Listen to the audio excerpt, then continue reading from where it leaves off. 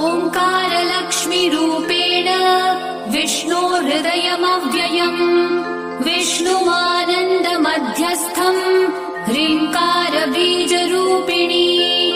ॐ क्लीं अमृतानन्दभद्रे सद्य आनन्ददायिनी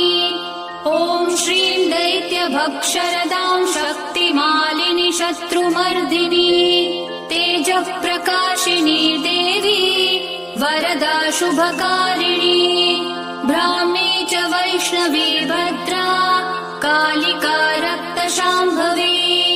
आकार ब्रह्मरूपेण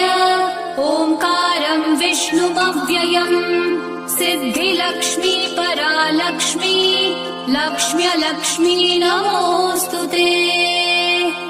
सूर्यकोटिप्रतीकाशम् चन्द्रकोटिः समप्रभम्